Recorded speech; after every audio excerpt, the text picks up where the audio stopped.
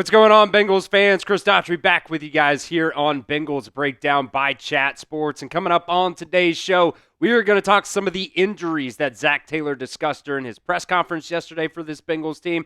And there's also some stuff that Zac Taylor, said about the defense and offense that I got to be honest, just really does kind of irritate me. So we're going to talk about it all here on today's show. But I want you guys to get down and like today's video. If you're going to be a Bengals fan through the good, the bad, the ugly, make sure you get down there and like today's video. All right, first up, let's get through some of these injuries here. First up, Joe Flacco. Zac Taylor said he was going to be day-to-day with that shoulder injury, and I sure hope to God that Joe Flacco is going to be good to go for this game this weekend against the Bears, because what you have in Jake Browning just ain't it at all. We've seen the play from Jake Browning those first, 4 games that he ended up playing. Joe Flacco, only with 3 games, already has more passing yards, has more passing touchdowns. He's taking care of the football, and at the end of the day, he's also taking way less sacks than what Jake Browning was as well. So, I just really do hope that Joe Flacco is going to be able to go for this game this weekend, because if he's not, you're going to be right back to square one where the offense was just as bad as the defense. So what is your concern level over this Joe Flacco injury? Scale it for me 1 to 10 down at the pinned comment of today's show. I kind of have a feeling, he got sacked late in that game, and then he went to the locker room and then ended up coming back. So, he was wincing a little bit, but, just shoot that thing up with some, was it a cortisol shot? And, send him out there. I think he's probably going to be good to go for this weekend. But let me know how you guys feel. What is your concern level over the Joe Flacco injury? All right, the second injury to discuss today is on Trey Hendrickson. Obviously, he went out in that last drive right before halftime. Zac Taylor saying he is going to be day-to-day with that hip injury that he re-aggravated. You could call it a dirty shot if you want to. I don't necessarily think it was dirty. I just kind of think, if anything, probably should have been a block in the back. I don't necessarily think it was, dirty, though, at the end of the day. But you really do need Trey Hendrickson out there, man. I tend to feel like Trey Hendrickson is probably going to be a did not practice or very limited all week long. And we'll see probably on Friday if, he ends up, maybe even Saturday as well. They'll probably say if he's going to be good to go for this weekend or not. But, by far and away, Trey Hendrickson is your best pass rusher. These are the PFF stats right now for the Bengals pass rushers. Trey Hendrickson is winning 21.5% of his pass rushing opportunities. Shamar Stewart is the only other one at 10.1%. That's over 10% right now. You need Trey Hendrickson out there, because when he is not, the Bengals have absolutely zero pass rush. And even to put this into perspective as well, Miles Murphy only has 10 pressures so far this year. That's even less than what B.J. Hill has. And really, your edge rushers should have more pressures than what your defensive tackles should have. And, Al Golden was asked in, his kind of media availability as well, what can they do to help this Bengals pass rush? And he said, I've got to put the pass rushers in a better position. We've got to pressure more, of course. You have to win some more of your one-on-ones. That's part of it. We have to win our one-on-ones and get them off track, so it's more of, pocket passes and less play action. All of it was coming together to create that. And I just got to be honest, man. I don't understand really the mind shift in Al Golden from his time at Notre Dame last year, calling plays for their defense, to his time now with the Cincinnati Bengals calling plays. I'm not here to say, blitzes and calling blitzes are going to be your end-all, be-all. Obviously you had some blitz opportunities in that game versus the Jets, one where Jordan Battle was coming off the edge there, blitzing, and for some odd reason, I don't really know why, he just kind of checked up before he hit Justin Fields, and he ends up throwing a touchdown pass on that ball. So, in his time at Notre Dame, he was blitzing 40% of the time. Now, with the Cincinnati Bengals, only 16.8% of the time. That stat, by the way, is per NFL Pro. So I'm not necessarily saying that, blitzing is going to fix all of your pass rushing needs that you have right now, but just doing it a little bit more than what you're doing right now, I definitely do think is going to help the Bengals defense out a little bit there. All right, the third injury to talk about here today, Shaka Hayward is going to miss multiple weeks with a leg injury. He had a hairline fracture in his left fibula, so he's going to miss multiple weeks. He really hasn't played, that much at all, if any, really, on the Bengals defense so far this year, but he is a core special teamer for this Bengals team, so we'll see, what ends up happening with Shaka Hayward, who ends up replacing him there on special teams, but he's also going to be out a couple of weeks. All right, coming up next, we are going to talk about what Zac Taylor had to say after that loss versus the Jets. And one thing in particular that really does, tend to irritate me here. Before we get into that, though, I want to give a shout out to the sponsor of today's show. That is Omaha Steaks. Omaha Steaks is the official sponsor of tailgating. From legendary burgers to mouth-watering steaks, deli-style franks, and so much more. You'll elevate your next game day get-together with America's original butcher. For more than a century, Omaha Steaks has delivered the world's best steak experience. Omaha Steaks' legendary flavor is served in stadiums and homes across the country. And now, with this exclusive offer, you can get $35 off at omahasteaks.com just by using promo code Bengals at checkout. Terms do apply, and you can see that website for extra details, but it's more than just steaks, guys. They've got, beef, they've got chicken, they've got desserts, they've got a bunch of different bundles that you guys can choose from right now as well. It's also a really, really good gift to, send to the in-laws, send to some family members around Christmas time as well. There's some of those bundles right now. When you use promo code Bengals, get that $35 off. And some of those bundles are under $100 right now. And for the quality of meat that you get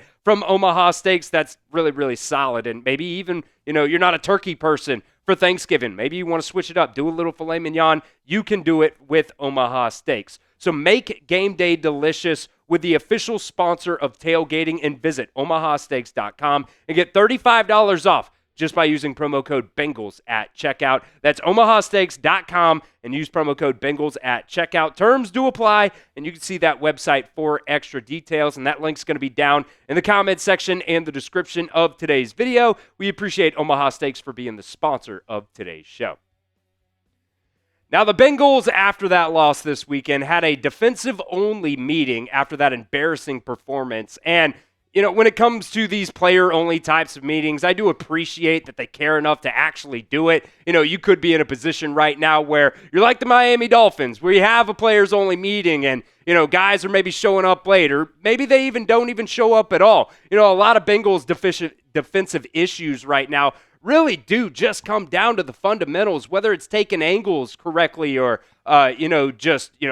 tackling, not missing tackles. The Bengals right now are leading the NFL in missed tackles by a very, very large margin. They have 81 missed tackles so far this season. The second team only has 60 missed tackles so far this season. That's been a massive issue for this Bengals team. And we can talk all we want, but at the end of the day, these come-to-Jesus meetings don't really matter unless something actually changes on the football field. And Zac Taylor did talk about a little bit about this, but what he followed it up with just continues to annoy the hell out of me at the end of the day. This is the first thing that Zac Taylor said, and then we'll come back to the second thing that Zac Taylor said as well. This talking about the, defensive-only meeting. He said, yeah, I think we've got some good people in that room. Excuse me. And we are into holding each other accountable. That is the biggest thing. It's just little things. It's not always a big thing. It's giving up 3 extra yards on a run or a perimeter play. It's being a step hesitant and so maybe you're not necessarily missing a tackle, but you are missing a tackle because of a little bit of hesitancy there. So those are some things that we are seeing as a unit and as a team that we need to clean up and be better at. And there isn't, these wholesale changes to be made with that, with that kind of stuff. That's just fundamentally, we have to be a little bit better, and that's really, just at every level of this defense. That's all well and good. That's fine. And I understand right now that the Bengals are playing 2 rookies at linebacker, another rookie at defensive end who has also missed a couple of games here in the first couple of weeks of the season. And those guys are going to make mistakes. There are going to be some growing pains when you are playing multiple rookies on the defensive, or really just at all, whether it's on defense, whether it's on offense, it doesn't really matter there. Zac Taylor keeps saying, how do we find and identify these mistakes and, try not to make them again. We're in week 9 already now, though, and we're still making the same mistakes week after week after week. We might be able to identify them in the film room, but we just haven't been able to translate that to the football field and fix these mistakes during games. A lot of it, like I said earlier, it's angles, it's leverage issues, it's missing tackles, and they have been just absolutely atrocious so far this year. Jordan Battle's angle on that long Breece Hall run off the right side late in the game, it really did. I use this phrase a lot. It's kind of crazy, but it made me want to headbutt a nail. It was so bad. Just makes me, I just lose my mind when you see guys, trying to make a play. They come up and then they just hesitate and they let the guy get outside. Like, I just do not understand it. Demetrius Knight's getting cooked right now a lot on social media. He got just cooked by Justin Fields on that 2-point conversion. You can go back and watch that. He had the angle on him and just breaks down and hesitates, and then Justin Fields just runs right by him.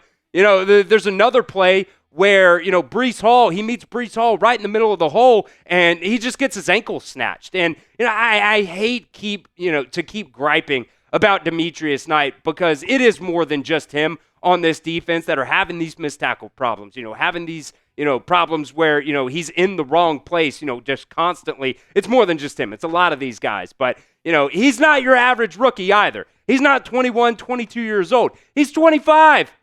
He's older than Myles Murphy. He's older than Jordan Battle. He's older than DJ Turner, Dax Hill. He's older than Breece Hall, and he's already been in the league for 3.5 years already.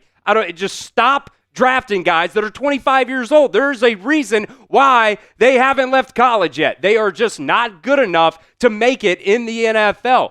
And what really does piss me off more than, all of those issues is what Zac Taylor continues to go back to. And he continues to go back and kind of cover for the defense miscues by talking about the offense as well. He was saying this during his post-game press conference. He followed up that previous statement with this statement here, saying there are certainly things in the other two phases of the game as well that we need to clean up on offense and special teams as well. That hasn't been good enough either. So as a team, those are the things that we're all accountable for, and I know the guys are of the right mindset to get it fixed and play better so that we can go win a game. Look, this loss right now against the Jets this past weekend is not on the offense at all. Producer Billy, I got to give a shout out to him because he's the one that made this joke. He said it's like when mom and dad get divorced and, they come and they tell you that, it's not your fault. Well, no shit. No shit, it's not my fault. I'm not the one that cheated on mom. There is zero reason to add that at the end of that statement. And, he just keeps doing it week after week after week. Why do we have to rely on the offense to score on every single drive? It's been the same thing for the past couple of years. Nobody in the NFL needs to operate that way. The offense literally put up 38 points in this game. There is no reason why you should lose to the worst team in the NFL when you score 38 points. They scored 5 touchdowns and a field goal on 10 offensive drives. You shouldn't really be asking for much more than that. You want to go back and say, oh, well, we need to be better on the last 2 drives. Maybe that is right. Maybe you do need to be a little bit better in terms of the execution there. But that isn't the main issue, Zach. The Jets were 3 for 3 scoring touchdowns in the fourth quarter. They converted 2 2-point conversions as well. Stop trying to take the heat off of the defense. This loss to the Jets is 100% on the defense. They have been so bad the past few years that we as Bengals fans now have just settled for wanting a middle-of-the-pack mediocre defense because they have been that bad. When you think historically about the AFC North, you think about having really good defense that really should put some fear into opposing offenses. This Cincinnati Bengals defense has not been that for the past couple of years now, and I am starting to kind of fear that it's going to get to a point where your best players on the offensive side of the ball are just going to start demanding trades too. It might not be this year, but just wait. It is going to come to a head eventually. Did you guys see, Jamar Chase's responses in the post-game, press conference scrum at his locker? This wasn't the first time either. He is not happy with the defense just consistently being the reason why this Bengals team continues to lose football games. He wants to win a Super Bowl. And if you are never going to get to the point and play at a solid level on the defensive side of the ball, you're going to see Jamar Chase. You might even see Joe Burrow. You might see T. Higgins. You're going to see some guys on the offensive side of the ball. Might not be this year, but it is going to come eventually where they're going to start demanding a trade.